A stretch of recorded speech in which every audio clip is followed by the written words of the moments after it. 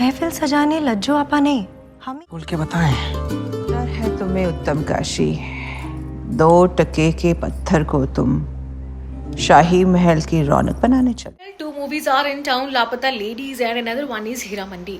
तो हम बात इसलिए कर रहे हैं क्योंकि काफ़ी टाइम के बाद कुछ ऐसी मूवीज सामने आई हैं जो विमेन ओरिएंटेड है, एंड स्पेशली वो ऐसी मूवीज नहीं है जिनमें एक ग्लैमरस विमेन को दिखाया गया है।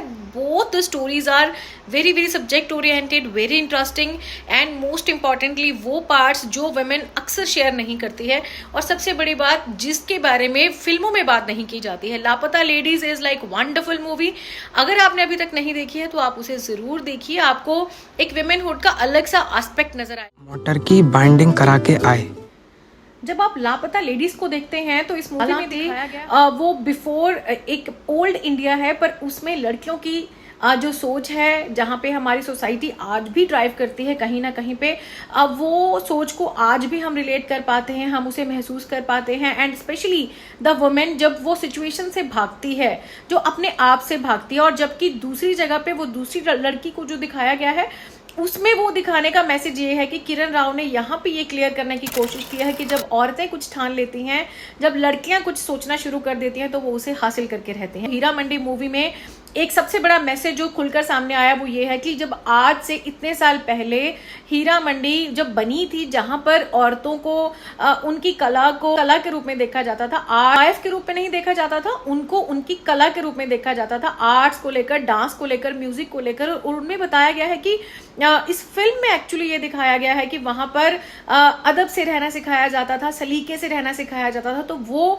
एक नेगेटिव एस्पेक्ट नहीं है, बल्कि आज के जमाने में हम यहाँ पर बैठकर बहुत रिस्पेक्टफुल बात करते हैं विमेन्स को लेकर, यहाँ तक कि लड़कियों के बारे में बुरा भला बोलते हैं। बट हीरा मंडी में बहुत बड़ा हीरा मंडी में ये दिखाने की कोशिश की गई है कि उस टाइम पे कला के कदरदान थे, जबकि आजकल के ज़माने में हम अक्सर देखते हैं सोशल मीडिया पे, यहाँ तक कि हमारे आसपास भी हम उस वक्त की औरतों को देखिए जहाँ पर संजय लीला भंसाली ने उस पूरे एपिक को दोबारा से दोहराने की कोशिश की है। अब वहां पर दिखाया गया है कि वो सब कैरेक्टर्स जो थे, वो सब औरतें जो थी, दे वर वेरी रिस्पेक्टफुल। हमारे यहाँ पे क्या है कि हम अब मॉडर्न इंडिया में हैं, बट हम उतने रिस्पेक्टफुल नहीं हैं। मैक्सिमम टाइम में क्या होता है कि हम जल्दी जल्दी अडॉप्ट तक नहीं कर पाते। अगर किसी में कोई ऐसा टैलेंट है, एंड स्पेशली अगर फीमेल्स कुछ करना चाहती हैं, औरतें कुछ करना चाहती हैं, तो हम उन्हें प्रेजेंट ही नेगेटिव तरीके से करते हैं। सबसे पहली परसेप्शन ही नेगेटिव होती है मैक्सिमम टाइम पर। ये जो तवाइफ वाला सीन है, एंड स्पेशली जो मूवीज में दिखाया गया है कि कहेंगे, तो इस मूवी को देखने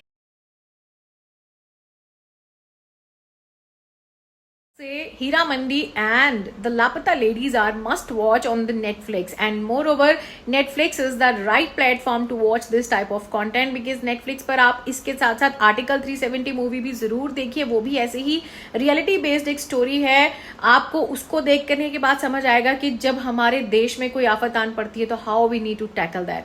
एंड मोर ओवर आर्टिकल 370 के बारे में भी पढ़ा होगा, देखा होगा, सुना जरूर होगा। तो अगर आपने लापता लेडीज और हीरा मंडी नहीं देखी हैं तो और जरूर देखिए, ये हमारी मस्ट रिकमेंडेशन है।